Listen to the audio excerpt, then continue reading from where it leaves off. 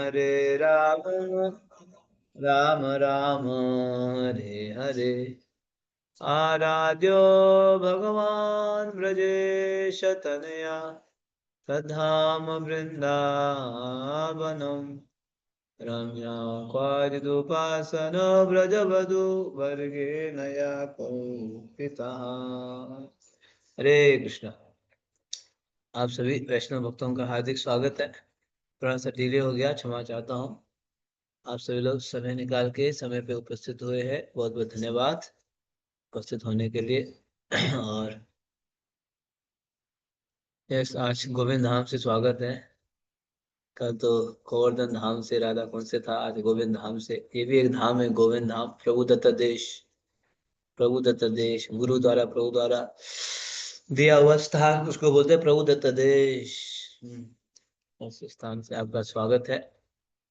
और कार्तिक धीरे धीरे समापन होते जा रही है। जैसे आज आज आज नवमी है, आज नवमी, कल दशमी है ना, परसों एकादशी है। तो कई सारे गौड़िया भक्तों का तो एकादशी के दिन समापन हो जाएगी, कार्तिक हो जाएगा। हम लोगों का पूर्णिमा के दिन 5 तारीख को। तो धीरे धीरे 2025 कार्तिक के हम अंतिम चरण में हैं, अंत्य लीला में हैं। ठीक है। तो ऐसे कई सारे भक्त परिक्रमा में जैसे समापन होता है, उनको दुख लगता है। हम पढ़ रहे थे ना, तो हम भी अभी जो अंतिम के जो चरण है उसको सुनते हैं। कल हम लोग मानसरोवर में विश्राम किए थे। मानसरोवर, कल ही हमारे भक्त बता रहे थे, मानसरोवर में जो बहुत बारिश हुई वहां पे ना, तो भक्त लोग टेंट में बहुत मतलब अस्त व्यस्त हो गए थे। उनको टेंट से लेके स्कूल में जाना पड़ा, क्योंकि टेंट बारिश में रह नहीं पाते हैं ना, मानसरोवर में टेंट संभाल नहीं पाता है। तो वो लोग स्कूल में चले गए। तो आज हम मानसरोवर से लोहावन होके जाएंगे, लोहावन। ठीक है। लोहावन में कुछ कुछ लीलाएं हुई है, ज्यादा लंबा चैप्टर नहीं है, 2-4 पेज का है, पढ़ लेंगे। जय सुंदरी गोपी माता जी। है प्रभु जी, दंडवत। प्रभु जी, हम्म। आज आपका तिलक कुछ कलरफुल है, प्लीज हाँ, तिलक में ये बताइए कलरफुल है। ये इसने कैसे है। आशीर्वाद आशीर्वाद दिया, आशीर्वाद कलर कहाँ के से ऊपर। कहाँ से मिला ये। वृंदावन में, वृंदावन में। हाँ, बहुत वृंदावन में सुंदर लग रहा है तो मैंने ये आशीर्वाद मिला हुआ है ओके ना? कहते हैं ऐसे, सिस्टर सिस्टर द्वारा आशीर्वाद दिया गया है, सिस्टर द्वारा। ओके। वैसे भैया दूज में जाना था, मैं जा नहीं पाया ना। तो अभी उन्होंने पकड़ लिया, पकड़ के मुझे ब्लेसिंग दिया हुआ है ना। इधर भी कान में भी है, कान में भी, दोनों कान में, है ना। तो हमारे यहाँ ऐसे सिस्टर्स ये आशीर्वाद देते हैं। तो उन्होंने बोला था मुझे, भैया भाई दूज में, तो मैंने बोला मैं तो उस समय तो पता नहीं, या तो भाई दूज में बुला लो या तो मुझे बाद में बुला लो, 3-4 दिन रुकूंगा। तो फिर ठीक है, बाद में आ जाना फिर। तो मैं 4-5 दिन उधर था, तो अभी आज आ रहा था, तो मैं देवर गिविंग मी द ब्लेसिंग्स। ये ऐसे होता है हमारे यहाँ, भैया दूज में ब्लेसिंग देते हैं ना। ठीक है, आपने नोटिस कर लिया। सुबह का लगाया हुआ, सुबह का। और बिल्कुल नहीं खराब हुआ, वैसे का वैसे ही है, बिल्कुल हाँ, एकदम। सुबह का लगाया हुआ है। हाँ, ठीक, तो ठीक है। अभी आप नोएडा पहुंच चुके हैं प्रभु जी। हाँ जी। हाँ, मैं नोएडा पहुंच गया। नोएडा। यस, पहुंच गया अपने रूम से। तो मानसरोवर से लोहावन हम प्रस्थान करेंगे, मानसरोवर से। ठीक है। आपने कल सुना था, श्रीमती राधा रानी मानिनी बन जाते हैं, मान लेके बैठते हैं और बन जाते हैं मानिनी, है ना। मानिनी बन जाती है, मानिनी। तो भगवान को देखो कैसे मनाना पड़ा, चरण चरण पकड़ के बनाना पड़ा, चरण पकड़ के, चरण दबा के, हे राधे प्लीज मान जाओ ना, ऐसे बोल के। ठीक है, आगे बढ़िए। हरे कृष्णा प्रभु जी, दंडवत प्रणाम। हे कृष्ण। 25वां दिन, मानसरोवर से लोहवन। ब्रजमंडल परिक्रमा समाप्त होने में कुछ दिन शेष हैं और हमारे भक्त वृंदावन से विरह का अनुभव करने लगे हैं। इतने दिन यहाँ रहकर भगवान का धाम उनका घर बन गया है और वे इससे आसक्त हो गए हैं। उनकी साधना एवं भक्ति ने भी एक नया मोड़ लिया है। हमने अनेक भक्तों को कहते सुना कि मंदिरों में मैंने अनेक बार मंगल आरती में भाग लिया है, परंतु परिक्रमा में मुझे एक अलग ही अनुभव मिला है, मानो मैंने किसी अलग दुनिया में प्रवेश किया हो। हम कृष्णदास कविराज गोस्वामी द्वारा रचित इस सुंदर गीत को गाते हुए तुलसी देवी से भावपूर्वक वृंदावन वास की याचना करते हैं। ये तो मारा शरण लोय तारा वांछा पूर्ण होय कृपा करे कर तारे वृंदावन वासी। प्रभु जी, आपने संकर्षण अवतार प्रभु को को होस्ट नहीं बनाया आज। अच्छा, मैंने रिकॉर्डिंग तो कर दिया, रिकॉर्डिंग चल रहा है उनका। प्रभु जी है, प्रभु जी नहीं ओके। थे ना, इसीलिए आगे। ठीक है, आगे बढ़िए। प्रभु जी, जो कोई भी आपकी शरण लेता है उसकी कामनाएं पूर्ण होती हैं, उस पर आप अपनी कृपा करती हैं और उसे वृंदावन वासी बना देती हैं। मोर यही अभिलाष विलास कुंज दियो बास नयने रिव सदा युगल रूप राशि। मेरी ये अभिलाषा है कि आप मुझे भी वृंदावन के कुंजों में निवास करने की अनुमति दें, जिससे मैं सदैव श्री राधा कृष्ण की सुंदर लीलाओं का दर्शन कर सकूं। तुलसी कीर्तन के बाद हम अदरक की गर्म चाय लेने के लिए अपने पात्रों के साथ पंक्ति में खड़े हो गए और एक व्यवस्थापक आज की यात्रा संबंधी घोषणाएं करने लगे। आज 13 किलोमीटर की यात्रा है। अब तक हमारे यात्री इतना पैदल चलने के अभ्यस्त हो गए हैं। दक्षिण दिशा में यमुना के साथ 5 किलोमीटर चलने के बाद हम पानी गांव पहुंचे। ये स्थान वृंदावन शहर के ठीक पूर्व में है। तो अब देख रहे हो, परिक्रमा 25वां दिन है, बस केवल 4-5 दिन रह गया है। अब हम जो है वृंदावन से बिरहा का अनुभव कर रहे हैं। अब तो अरे बिरहा क्या, इतने सारे वनों में रह चुके हैं ना, मधुबन, ताल वन, कौमुद वन इत्यादि इत्यादि कई सारे वनों में रहते हुए अब बस सिर्फ 5 दिन रहेगा, तो फिर अभी कौन सा बिरहा, पहले तो कब खत्म होगा, अभी तो क्यों खत्म हो रहा है, ये वाला बिरहा का अनुभव करते हुए हम परिक्रमा पार्टी आगे बढ़ रहे। हम्म, और जैसे कई सारे भक्त अनुभव भी शेयर कर रहे हैं, मंदिर में मंगला आरती और परिक्रमा में मंगला आरती का अनुभव बिल्कुल अलग है ना। परिक्रमा में हमें अलग अलग डेली अलग अलग स्थानों में निवास करने का अवसर मिलता है। हाँ, और फिर जो है अलग अलग भक्तों द्वारा, वरिष्ठ भक्तों द्वारा गाते ये सब, तो इसीलिए हम लोग अभी बिरहा, वृंदावन से बिरहा होते तुलसी महारानी से प्रार्थना कर रहे हैं। ये तुलसी महारानी, ये तो महाराज शरण लाए तारा वंश, जो आपके शरण में आता है उसका उसकी इच्छा पूरी हो जाती है। इसलिए मुझे क्या कीजिए, वृंदावन धाम वास कराइए, कृपा करे कर तारे वृंदावन वास। मेरी एकमात्र इच्छा है, मोरा ये अभिलाष, विलास कुंजे दियो बास, मुझे विलास कुंज में आप निवास दीजिए। नयने हे रिवो सदा युगल रूप रास, आपका नयन हमेशा मैं देख सकूं। इस प्रकार से वृंदा देवी से प्रार्थना करते हुए हम निवेदन कर रहे हैं। ठीक है, वृंदावन धाम रह भी नहीं, बस एटलीस्ट वृंदावन धाम का हमें जो है वो भाव तो आए, भाव। ठीक है, कहीं पे भी रहे भाव तो आए, ये प्रार्थना कर रहे हैं। ये माता जी है प्रभुपाद जी के शिष्य गोपी प्राणधानपुर, उनकी धर्म पत्नी है। हर साल परिक्रमा करती है, हर साल ऐसे ही तुलसी महारानी को ऊपर लेके। इनके प्रभु जी जो है हस्बैंड प्रभुपाद जी के शिष्य है, शरीर छोड़ चुके हैं। बहुत ही विशेष माता जी है, ये हिंदी भी जानती है पूरा। ठीक है, तो हम लोग अब जो है लोहाबन के लिए आगे बढ़ेंगे पानी गांव होते हुए। यस। पानी गांव दुर्वासा मुनि का गांव है। उन्होंने कुछ समय यहाँ निवास किया था। दुर्वासा का अर्थ है जो दुर्वा घास का रस पान करे। दुर्वासा ने कभी कुछ नहीं खाया, केवल इस घास का रस पान करने का व्रत लिया था। गर्ग संहिता में वर्णन किया गया है कि गोपियों के रूप में जन्मे मूर्तिमान वेदों को वृंदा देवी ने आशीर्वाद दिया था कि वे अपने घरों में ही प्रतिदिन कृष्ण के साथ रासलीला का आनंद ले सकेंगे। एक दिन कृष्ण को पहुंचने में देर हो गई और गोपियों ने उनसे इसका कारण पूछा। कृष्ण ने उत्तर दिया कि उनके गुरु दुर्वासा मुनि भांडीर वन में पधारे हैं और कृष्ण वहां उनके चरण कमलों की सेवा पूजा हेतु गए थे, इसलिए उन्हें पहुंचने में विलंब हो गया। गोपियां ये सुनकर विस्मित रह गईं कि पूर्ण पुरुषोत्तम भगवान के भी गुरु हैं, और उनके मन में दुर्वासा मुनि के दर्शन एवं उन्हें प्रणाम करने की तीव्र उत्कंठा हुई। उन्होंने कृष्ण से पूछा कि इस समय वे किस प्रकार मुनि के आश्रम तक पहुंच सकती हैं, क्योंकि अर्धरात्रि हो चुकी थी और इस समय यमुना पार करने के लिए नौका मिलने की कोई संभावना नहीं थी। श्री भगवान ने कहा, हे प्रियाओ, तुम्हें अवश्य ही उनके दर्शन के लिए जाना चाहिए। यमुना तट पर पहुंचकर तुम यमुना से कहना, नदियों में श्रेष्ठ, हे यमुना देवी, यदि कृष्ण पूर्ण तथा निष्कलंक ब्रह्मचारी हैं, तो कृपया हमें जाने का मार्ग प्रदान करें। ये शब्द बोलते ही यमुना तुम्हें मार्ग दे देगी। हे ब्रज ललनाओ, इस प्रकार तुम सरलता पूर्वक नदी पार कर सकोगी। तब गोपियों ने उत्कृष्ट व्यंजनों से 56 घड़े भरे और यमुना तट पर पहुंची। वहां हाथ जोड़कर गोपियों ने कृष्ण के शब्दों को दोहराया। देखते देखते यमुना ने उन्हें मार्ग दे दिया।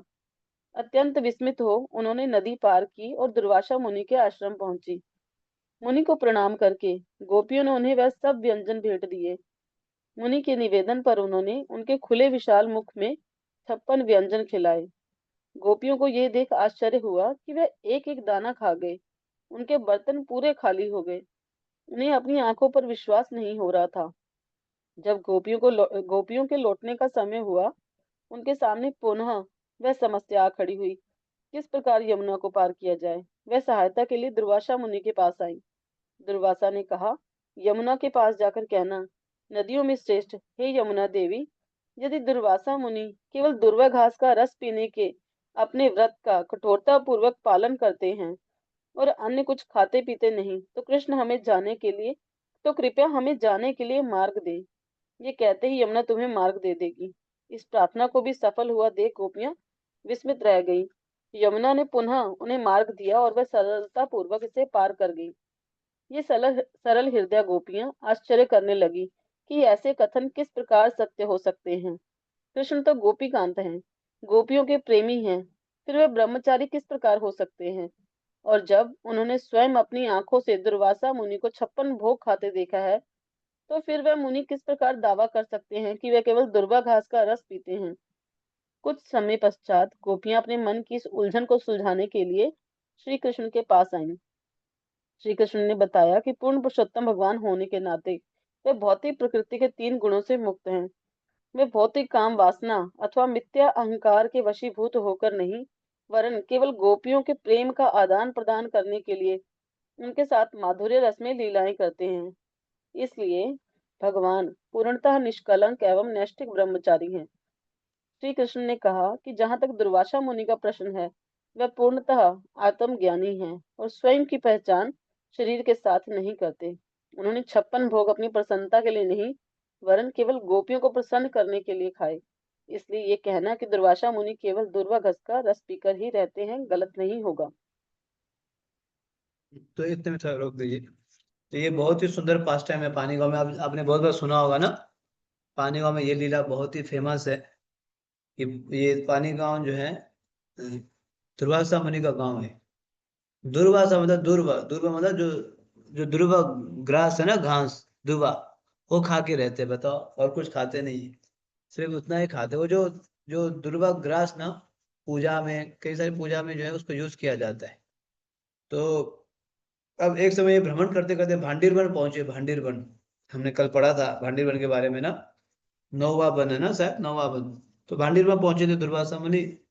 और यमुना के पूर्व साइड में, पश्चिम में जो है भगवान श्री कृष्ण है। तो जो है फिर गोपियों को पार करके जाना था दुर्वासा मुनि को भोग खिलाने के लिए, है ना। तो फिर यमुना को कैसे पार करेंगे। अभी आपने सुना, भगवान श्री कृष्ण से जाके पूछा, क्योंकि कृष्ण हर समय हेल्प करते थे, जो भी समस्या आता था समस्या को हल करने के लिए कृष्ण ही होते थे। तो उन्होंने गोपियों ने कृष्ण से पूछा, कृष्णा, हम ये यमुना पार करना चाहते हैं, कैसे पार किया जाए। सिंपल उन्होंने बोल दिया, जाओ यमुना को बोल दो, यमुने अगर कृष्ण बाल ब्रह्मचारी है तो रास्ता दे दो। तो गोपी हंसने लगी, क्या बोल रहे हो, हमें आके बोल रहे हो कृष्ण बाल ब्रह्मचारी। ठीक है, दूसरों को बोलते तो चलो मान भी लेते, हमें, हमारे साथ ही तुम दिन रात लीला करते हो, आप हमें बोल रहे हो। अरे बोल के तो देखो, जाओ यमुना को हाथ जोड़ के बोल देना, है ना। तो फिर यमुना, ठीक है कृष्णा तो बोल रहे तो चलो जाके ट्राई करते हैं। तो यमुना के तट पे जाइए, यमुने अगर ये यमुना मैया और कृष्ण बाल ब्रह्मचर्य तो मार्ग दे देना। यमुना मैया ने क्या कर दी, मार्ग दे दी। वो भी आश्चर्यचकित हो गई, चलो चलो तो से कोई नहीं चाहते, फिर बाद में बात करेंगे। तो उस साइड जाके फिर दुर्वासा मुनि को 56 भोग खिलाई, 56 भोग, जो केवल 2 बार खाने वाली है। और 56 को खिला के अब वापस लौटा था, तो बाबा से पूछा, मुनि जी आते समय तो भगवान कृष्ण की कृपा से हम लोग आ गए, अभी लौटते समय क्या करें, तो किस प्रकार से हमें जो है रास्ता मिलेगा। तो फिर उस समय दुर्वासा मुनि बोलते ठीक है, यमुना मैया को बोला अगर दुर्वासा मुनि कुछ भी नहीं खाया तो वो रास्ता दे देना। गोपी फिर हमारे सामने 56 वो खाया, अब बोले कुछ भी नहीं खाया, बोल के तो देखो जाओ, तो उसी बोल के देखा ट्राई, हे यमुना मैया अगर दुर्वासा मुनि ने कुछ भी नहीं खाया तो रास्ता दो, तुम्हारा रास्ता। तो गोपी आश्चर्य लगी, ये क्या चल रहा है, हमें समझ में नहीं आ रहा है। कृष्ण बाल ब्रह्मचर्य और दुर्वासा मुनि कुछ भी नहीं खाए, वो भी हमारे सामने खा रहे हैं, हमारे साथ लीला करते हैं और बोल सब, है ना। तो चलो कृष्ण के पास जाके पूछते हैं, तो जाके पूछा कृष्ण ये क्या है, तो भगवान हाँ यस मैं बाल ब्रह्मचर्य, क्योंकि मैं गुणों से परे हूँ, मैं सतो रजो तमो गुण से परे हूँ, इंद्रिय वासनाओं से मैं परे हूँ, इसलिए मैं बाल ब्रह्मचारी। और दुर्वासा मुनि जो खाया, जब साधु संत खाते हैं ना, वो जो है भगवान की ओर से खाते हैं, अगर साधु संतों को खिलाते हो आप भगवान को भोग लगा रहे, भगवान प्रसन्न होते, इसीलिए ये बात सही है, इसलिए आपको मार्गदर्शन मिला है। तो ये लीला जहाँ पे हुई थी, बहुत ही फेमस लीला, ठीक है, ये जो है इसी पानी गांव में हुआ था। ये लास्ट के 2 पैराग्राफ पढ़िए। पानी गांव से निकलते समय हम भी विस्मय में पड़ गए। इस वर्ष परिक्रमा आरंभ करने के बाद आज पहली बार वर्षा हो रही है। हमने यथासंभव आसपास के वृक्षों का आश्रय लेने का प्रयास किया। भक्तों ने तेजी से शिष्य निताई गौर सुंदर एवं शिला प्रभुपाद के लिए छाते खोल दिए। कुछ भक्तों के पास निजी छाते भी थे, जिन्हें वे धूप से बचने के लिए अपने साथ रखते थे। भगवान का शुक्र कहो कि केवल बूंदाबांदी के बाद वर्षा थम गई और शीघ्र ही हम विभिन्न गांवों से होते हुए लोहवन की ओर चलने लगे। एक स्थानीय गांव वाला नम्रता पूर्वक हमारे पास आया और अपने हाथ में माइक लेकर हमारी प्रशंसा करने लगा। उसने कहा, व्रज में विश्व के विभिन्न भागों से आए यात्रियों को देखकर हमारा मन कितना प्रसन्न हो रहा है। यद्यपि मैं आपके साथ ये परिक्रमा नहीं कर रहा हूँ, तथापि आपको देखने मात्र से मैं पवित्र हो गया हूँ। उन्होंने अपने परिवार वालों को आज्ञा दी कि वे हम सबको छाछ पिलाएं। वे हमें अपने गांव में बने मंदिर में ले गए। पूरे ब्रजमंडल में ऐसे सैकड़ों गांव हैं और प्रत्येक गांव में उनका निजी मंदिर होता है। तो क्योंकि ये वर्षा का सीजन है ना, तो थोड़ा बहुत बारिश भी हो जाती है, जैसे मैंने आपको शुरुआत में बताया, कल जो है मानसरोवर में बहुत बारिश हुई थी, तो भक्त लोग जहाँ अरेंज किया था रहने के लिए, वहाँ रह नहीं पाए, दूसरे स्थान में रखना पड़ा, उन जो टेंट में नहीं रह पाए, कॉलेज में जाके रखना पड़ा। तो थोड़ा बहुत बारिश भी हो रही है ना, ये भी अनुभव हुआ, बूंदाबांदी बारिश। तो उसके बाद फिर आगे बढ़ते हैं, तो ब्रजवासी के मिलते हैं, ब्रजवासी जाते, देखो देश विदेश से लोग आके यहाँ परिक्रमा कर रहे हैं, वो प्रसन्न होते हैं, तो कोई सेवा करते हैं, कोई छाछ पिलाते हैं, कोई राधे राधे बोलते हैं, है ना। तो ये भी अनुभव हमें वहां पे करने को मिलता है, अनुभव होता है ये भी। ठीक है, आगे बढ़िए, लोहावन। लोहवन। आकाश में अभी भी बादल घिरे हैं और हम ब्रज के प्रमुख वनों में से 11वें वन लोहवन में पहुंचे। इस वन का नाम लोहजंघा असुर के नाम पर पड़ा, जिसका वध श्री कृष्ण ने यही किया था। भगवान यहाँ अपनी गाय चराने भी आया करते थे। आदि वरा पुराण में कहा गया है कि लोहजंगा असुर द्वारा सुरक्षित ये 11वां लोहवन समस्त दुर्गुणों को नष्ट करता है। लोहवन को प्रणाम करके हमने सुंदर श्री श्री राधा गोपीनाथ के दर्शन किए। सहसा हमारे कीर्तन दल को आंतरिक प्रेरणा मिली और वे राधा गोपीनाथ का गुणगान करने के लिए बैठ गए। उन्होंने एक सुंदर राग में शिला भक्ति विनोद ठाकुर रचित कल्याण कल्पतरु पुस्तक से एक भजन गाया। हे गोपीनाथ, कृपा करके मेरा एक निवेदन सुने। मैं अत्यंत विषयी, दुर्जन तथा काम के वशीभूत हूँ। मेरे अंदर किसी प्रकार का कोई गुण नहीं है। मैं तो आपका दास हूँ। मैंने आपके चरण कमलों की शरण ग्रहण की है, क्योंकि मुझे केवल आप पर भरोसा है। हे गोपीनाथ, आप किस प्रकार मुझे सुधारेंगे? मैं भक्ति के विषय में कुछ नहीं जानता तथा मेरी जड़मति सांसारिक कार्यों में रत है, जिसके फलस्वरूप मैं इस घोर संसार में पड़ा हुआ हूँ। हे गोपीनाथ, ये सब आपकी माया है। मुझ में इतना बल और ज्ञान नहीं है कि मैं ऐसे पार कर सकूं, और ना ही मेरा शरीर स्वतंत्र है, अर्थात ये मेरे पूर्व जन्मों के अधीन है। अतः हे गोपीनाथ, रोते रोते ये पापी आपके दिव्य चरण कमलों पर शाश्वत आश्रय की याचना करता है। कृपया इसके ऊपर अपनी कृपा करें।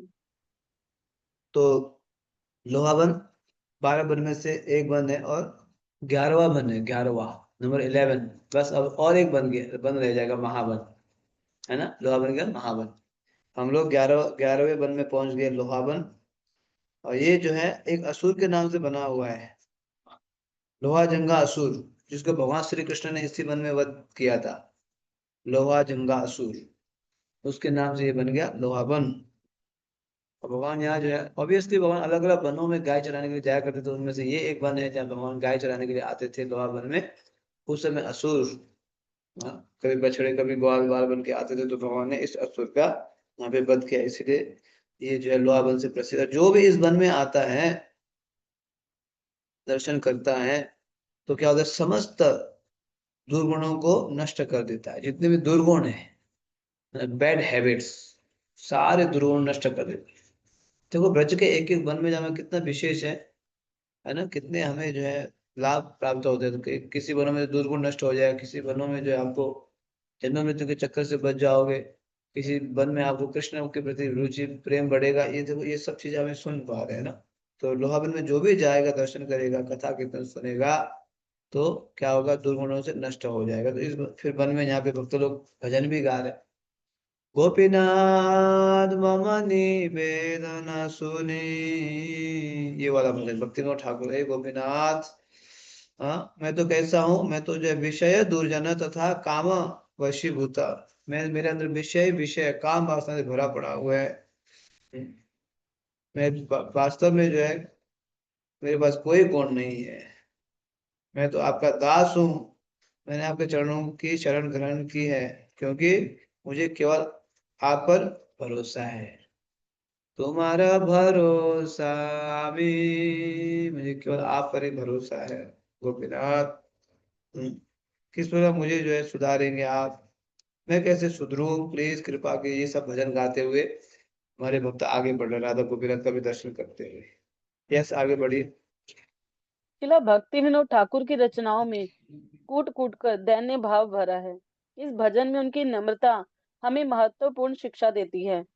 यदि हम जानना चाहते हैं कि किस प्रकार भगवान से याचना की जाए, तो ये भजन हमारी सहायता कर सकता है। मंदिर के पीछे कृष्ण कुंड है। कृष्ण की कुछ बूंदें कुंड की कुछ बूंदें अपने सिरों पर धारण करने के बाद हमने लोह जंगासुर की भूमिगत गुफा देखी, जो कृष्ण कुंड तथा राधा गोपीनाथ मंदिर से लगभग 50 फुट दूर है। लोहवन की युद्ध भूमि में ही कृष्ण बलराम ने जरासंध को 17 बार पराजित किया था।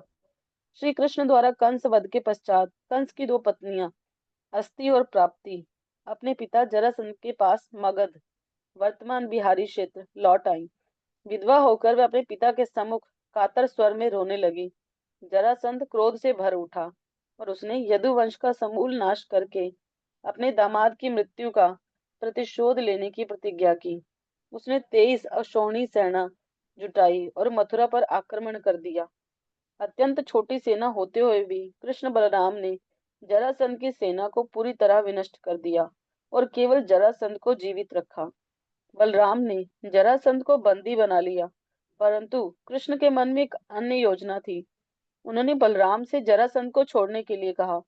भगवान ने इस पृथ्वी को आसुरी आसुरी शक्तियों से मुक्त करने के लिए अवतार लिया था और अपने इस कार्य को सरल बनाने के लिए उन्होंने जरासंध का उपयोग करने का निश्चय किया। एक क्षत्रिय के लिए अपमान मृत्यु से बुरा है। जरासंध के लिए पराजित होकर बंदी बनाए जाना पहले ही अपमानजनक था, परंतु छोड़ दिए जाना असहनीय था। अपमानित एवं हताश जरासंध ने घर लौटने के स्थान पर वन जाने का निश्चय किया, परंतु उसके मित्रों ने उसे इतनी शीघ्र हार न मानने के लिए मना लिया। उन्होंने कहा कि जरासंध की पराजय केवल उसका दुर्भाग्य है और वह तैयारी करके पुनः मथुरा पर चढ़ाई करे। मगध के राजा जरासंध ने 23 अक्षौहिणी सेना के साथ एक बार नहीं अपितु 17 बार मथुरा नगरी की घेराबंदी की। हर बार वह बुरी तरह पराजित रहा और कृष्ण ने उसके सारे सैनिकों का वध कर दिया। इस प्रकार हर बार जरासंध को निराश होकर घर लौटना पड़ा। हर बार यदुवंशी सेनापति उसी प्रकार जरासंध को बंदी बनाते और उसे अपमानित करके छोड़ देते और हर बार जरासंध निर्लज्जता पूर्वक अपने घर लौट जाता। इस युद्ध नीति द्वारा कृष्ण बलराम को असुरों की खोज में यहाँ वहां नहीं जाना पड़ा। जरासंध ने उनका कार्य सरल बना दिया। वह चारों ओर से आसुरी शक्तियों को एकत्र करके मथुरा लाता और दोनों भाइयों के हाथों उन्हें यमपुरी पहुंचा देता। परंतु 18वीं बार कृष्ण बलराम ने भयभीत होने का दिखावा किया और युद्ध भूमि से पलायन कर गए। वस्तुतः वह इसलिए भागे क्योंकि वह और अधिक सैनिकों का वध नहीं करना चाहते थे और उन्हें कुछ अधिक महत्वपूर्ण कार्य भी करने थे। यद्यपि भगवान भयभीत नहीं थे, तथापि जरासंध ने सोचा कि वह एक सामान्य पुरुष की भांति भयभीत होकर रणभूमि से भाग रहे हैं। वह रण छोड़ कहते हुए उनका पीछा करने लगा। रण छोड़ अर्थात रण छोड़कर भागने वाला। ठीक है। तो हमने जो भजन गाया था, ये भक्ति विनोद ठाकुर का भजन है ना। भक्ति विनोद ठाकुर के भजन में कैसे है, कूट कूट कर दैन्य भाव भरा है, दैन्य भाव, नम्रता है ना। तो इसलिए हमें जरूर भक्ति विनोद ठाकुर के, नरोत्तम ठाकुर के भजन पढ़ना चाहिए, समझना चाहिए। भजन गाने का फिर हम मंदिर के पीछे कृष्ण कुंड का दर्शन किया। कृष्ण कुंड लोहावन में कृष्ण कुंड से आचमन किए। कुंडों में आचमन करना चाहिए। जैसे आज सुबह मैंने मानसी गंगा में आचमन किया, मानसी गंगा में, तो ऐसे आचमन करना चाहिए। आज ही सुबह में गोवर्धन में था, आवर्स में गोवर्धन राधा कुंड। तो इस प्रकार से हमें कुंडों में आचमन करे। तो हम लोग ने वह कृष्ण कुंड में आचमन किया। फिर वहां पे जो है वो गुफा भी देखा, गुफा, लोहा जंगासुर की गुफा, जहाँ जो है ये असुर रहा करता था, है ना, कृष्ण कुंड के पास। तो ये इसी भूमि में, लोहा वन में क्या है, जरासंध भगवान कृष्ण बलराम के साथ युद्ध किया था। आपने अभी पूरा सुना ना, पूरा स्टोरी। जरासंध हम सुनते हैं ना, जरासंध महाभारत में आता है। तो या श्रीमद् भागवतम में 17 बार ये हार गया था। और कितने, हर बार कितने सेना लाता था, 23 अक्षौहिणी। तो कृष्ण बलराम को ना असुरों को ढूंढने के लिए इधर जाने की जरूरत ही नहीं पड़ी। सभी लोग इकट्ठा करके जरासंध लाता था, भगवान खत्म कर देते। भूमि को थोड़ा हल्का कर रहे थे। भगवान कितना चतुर है देखो, के ढूंढने के लिए जाते ही नहीं थे। जरासंध इकट्ठा करके लाता था, पूरी पृथ्वी से इकट्ठा करके, जितने भी जो है असुर है, डीमंस, उन सबको इकट्ठा करके लाता था। कृष्ण बलराम वहीं पे 17 बार, 23 अक्षौहिणी सेना को 17 बार खत्म किया। अब भगवान बोले अब 17 बार तो ज्यादा ही हो गया, अब इससे ज्यादा तो पॉपुलेशन कम हो जाएगी, है ना।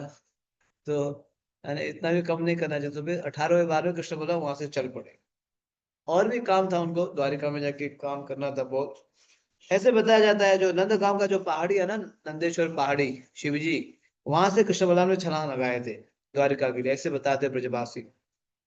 तो छलांग इधर से लगाए, सीधे द्वारिका में पहुंच गए कृष्ण बलराम। कोई डर के मारे नहीं गए थे, बोले इतने सारे असुर को मार दे, और कितना मारे, है ना। और वहां कार्य भी है द्वारिका में, कई सारी चीजें करना है, तो इसीलिए कृष्ण बलराम प्रस्थान किए थे। तो युद्ध जरासंध के बाद ये लोहावन में ही हुआ था, ये महत्वपूर्ण है। यस। लोहवन यमुना तट से अधिक दूर नहीं है। भक्ति रत्नाकर के अनुसार यह मानसी गंगा है। मानसी गंगा में हुई नौका लीलाओं के समान श्री कृष्ण ने अनेक लीलाएं की हैं। एक समय कृष्ण एक टूटी नौका लेकर गोपियों को नदी पार करवाने की प्रतीक्षा कर रहे थे। जब गोपियां दूध दही इत्यादि लेकर वहां आईं, तो कृष्ण सोने का बहाना करके नौका पर लेट गए। उन्हें उठाने के लिए गोपियों को कड़ी मेहनत करनी पड़ी। तब श्री कृष्ण ने अत्यंत आनंद पूर्वक उनका स्वागत करके नौका में बिठाया और कुछ समय नौका को खेया। भक्ति रत्नाकर में श्रील रूप गोस्वामी की पद्यावली से उद्धृत किया गया है। राधा रानी चिंतित होकर कृष्ण से बोली, ये नौका टूटी हुई है और यह नदी बहुत गहरी है। स्थिति हमारे अनुकूल नहीं है और हम युवतियों को बीच में कठिनाई हो सकती है। किंतु हे नाविक, यदि तुम हमारे साथ आओगे तो हम सुरक्षित रहेंगी। हे यदुनंदन, तुम्हारे सुझाव पर मैंने मिट्टी के अपने घड़े, अपने हार, अपनी चुनरी सब फेंक दिए हैं, परंतु फिर भी नदी का तट दिखाई नहीं पड़ता। नौका में पानी भर रहा है और तूफानी बवंडर में फंसकर किसी भी क्षण वह डूब सकती है। हाय, ये कैसी विपदा आन पड़ी है। ऐसा होने पर भी कृष्ण तुम प्रसन्नता पूर्वक ताली बजा रहे हो। नौका से बाहर पानी फेंकने से मेरे हाथ नहीं रुक रहे और एक तुम हो कि बिना रुके विनोद कर रहे हो। हे कृष्ण, यदि इस बार मेरे प्राण बच जाते हैं तो मैं पुनः कभी तुम्हारी नौका में पैर नहीं रखूंगी। कृष्ण कुंड के निकट विश्राम करके हमने चलना जारी रखा और नाश्ता करने के लिए किसी उपयुक्त स्थान की खोज करते रहे। शीतल वातावरण अर्थात चलना आसान है और थकान कम। हमारे ठीक है, प्रसाद का ट्रक इतना रखो। तो आप सुन रहे हो, बहुत ही सुंदर लीला। जैसे जैसे हमने वहां पे सुना था ना मानसी गंगा में, अभी मैंने बताया मानसी गंगा, तो सेम लीला यहाँ पे भी हुई है कृष्ण कुंड में। हाँ, भगवान श्री कृष्ण की नाभि बन के बैठे थे। कृष्ण, किसी को पता नहीं था कृष्ण है बोल के। और कैसे जैसे सोए हुए ना, नाभि सोता है वैसे सोए हुए हैं, चप्पू लेके। तो राधा रानी गोपियां आती है दही दूध इत्यादि लेके। तो हाँ जी हाँ जी, उठिए उठिए, हमें उस पार जाना है, उस पार जाना है। उनको पता नहीं था कृष्ण है बोल के। पता ही नहीं था कृष्ण। मतलब ऐसे सही जगह पे पहुंच जाते थे सही समय पे, है ना। उनको पता था अभी गोपियां कौन से मार्ग से आएंगे, कहाँ पे आएंगे, साकरी खोर पे है या बरसाना के उस पार पे है, या यहाँ पे। बिल्कुल चुपचाप से नाभि जो मतलब सोए हुए थे, बहुत मुश्किल से उठाना पड़ा। तो बोलते हाँ जी बोलिए, हमें उस पार जाना है, आप ले चलेंगे, ठीक है बैठो बैठो कोई बात नहीं। अब बीच में जाके बोलते हैं कि ये नाव तो पुराना है, इसमें जो है छिद्र है, पानी अंदर आ जाएगा, कभी भी डूब सकता है ना। कैसा डर दिखाने लगे। कभी वो बोलते हैं हमारे पास आओ, इधर पास में आके बैठो। हाँ, मतलब या तो या सभी दही दूध को फेंको या तो मुझे खिलाओ, ये ऐसे बोल देते कृष्ण। मतलब इतना तंग करते थे गोपियों को। गोपियों को ये चीज अच्छा लगता था, उनको ये अच्छा लगता था। तो ये विशेष लीला यहीं पे हुआ है कि ये कृष्ण कुंड में, लोहावन में ये लीला हुई है। अब सब ये हो गया, लीला है, हमने दर्शन किया। अब प्रसाद रेडी हो गया। प्रसाद, प्रसाद भी दर्शन कर रहे हो, देखो ब्रजमंडल में किस प्रकार से प्रसाद आता है, ट्रक भर के प्रसाद, ट्रक भर के आता है। ट्रक केले है, केला है, पूरी है, ये स्वीट है, स्वीट। हाँ, ये ब्रेकफास्ट है, खाजा ब्रेकफास्ट। प्रसाद है, खाजा प्रसाद। खाजा प्रसाद है। खाजा भी जी है। प्रभु जी। ये सफेद वाला स्वीट को क्या बोलते हैं, ये कौन सा स्वीट है? प्रभु जी पेठा, पेठा। पेठा, पेठा, हाँ पेठा पंपकिन है। पेठा। ये सब तैयार है। ब्रेकफास्ट, गरम गरम ब्रेकफास्ट, खिचड़ी भी होगा बस। आगे बढ़िए। हमारे प्रसाद का ट्रक थोड़ा पीछे रह गया, परंतु अंततः वह हमसे आगे निकल आया और कुछ दूर पर एक खाली खेत में रुक गया। भक्तों में प्रसन्नता छा गई। भर पेट गरम खिचड़ी, अचार तथा दही खाकर हमने पानी की अपनी बोतलें भरी और पुनः चलना आरंभ किया।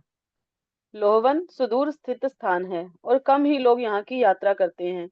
राधा गोपीनाथ मंदिर से निकलने के बाद हमें अधिकांशतः खेत दिखाई दिए। खेतों की मुंडेरों पर वृक्ष लगे थे और उनमें घास के गट्ठे रखे थे। कई बार ऐसा होता है कि लंबी दूर चलने पर भी हमें मार्ग में कोई प्रमुख लीला स्थली नहीं मिलती। आज भी ऐसा ही है। ऐसे दिनों में भक्तों को कीर्तन में तल्लीन होने अथवा अंतर्मुखी होकर आत्मचिंतन करने का अवसर मिलता है। कुछ भक्त ऐसे दिनों में अपने नए पुराने मित्रों के साथ अपने साक्षात्कार साझते हैं। कुछ भक्त जप करते हैं और कुछ श्री कृष्ण के साथ अपने संबंध को गहन बनाने के लिए मनन करते हैं। आज हमारा पड़ाव खेतों के बीच है। दोपहर तक हम वहां पहुंच गए और सायं समय तक विश्राम किया, प्रसाद लिया तथा कृष्ण कथा सुनी। सायं होते ही हम अपने संध्याकालीन कार्यक्रम के लिए एकत्र हो गए।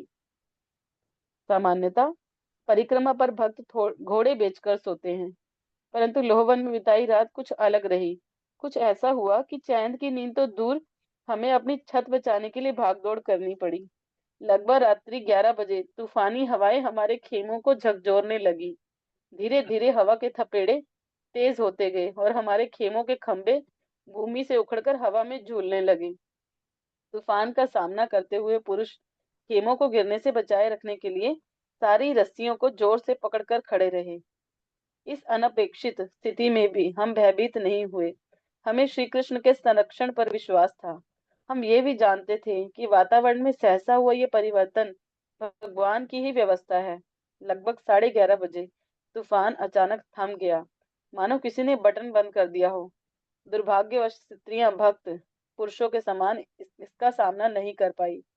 तेज हवाओं ने उनके खेमों को गिरा दिया। जिस स्थान पर वह सो रही थी, हमने उन्हें कपकपाते तथा खेमों के कपड़ों से ढके बैठा पाया, परंतु सौभाग्य कहें कि किसी को हानि नहीं पहुंची।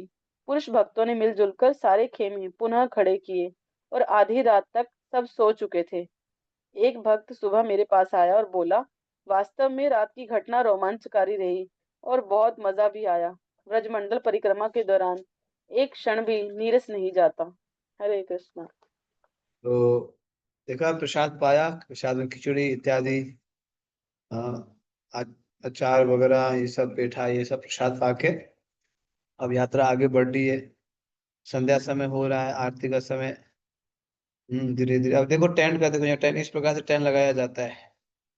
तो आरती वगैरह करके विश्राम करने जा रहे थे, रात को 11 बजे आंधी आ गई, बारिश। देखो क्या हालत हुआ होगा भक्तों का, है ना। बताओ, बारिश आते पूरा, पूरे सब जो सोए सब गीला हो जाता है, रात्रि को कहाँ भागेंगे, क्या करेंगे।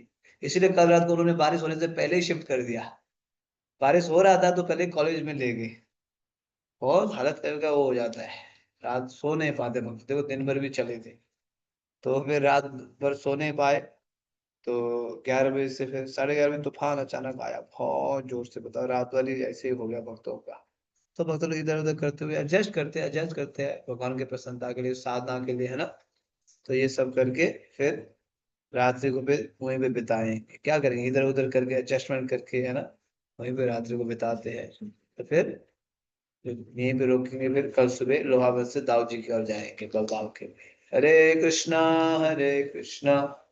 कृष्ण कृष्ण हरे हरे, हरे राम राम राम हरे हरे। हमारा जो है 5 तारीख को खत्म हो जाएगा, लेकिन 6 तारीख को ना हम लोग रियलाइजेशन सेशन करेंगे, रियलाइजेशन। आप लोगों ने जो ऑनलाइन सुना है, ऑनलाइन परिक्रमा किया है, तो आप लोगों का क्या क्या अनुभव है। ठीक है, 1-2 मिनट जो जो भक्त बोलना चाहते हैं, ठीक है ना। 6 तारीख को आपको कहीं कांटे तो नहीं चुभे परिक्रमा में, या कभी प्रसाद कम पड़ा हो, है ना। या कभी जो है आपको सोने में इधर के जो है, इधर के लोग चला रहे, उधर के लोग चला, सो नहीं पाए। ये तो कुछ बैड है एक्सपीरियंस। जो अच्छा एक्सपीरियंस परिक्रमा में आपको जो ये दर्शन करने को मिला, इतने सारे भक्तों का संग मिला, है ना। और कथा कीर्तन सीनियर डिवोटी से आपको सुनने को मिला, नए नए स्थानों का दर्शन करने को, ये सब शेयर करेंगे, ठीक है। आपको जो अच्छा लगता है वो भी, जो ठीक नहीं लगा वो भी। हाँ, ये सब ध्यान रखिएगा। यस, तो हमारे भक्ति वृष्टि के भक्तों के लिए, अन्य भक्तों को सूचना करना चाहते हैं, थोड़ा 2 मिनट सुन लीजिएगा भक्त लोग।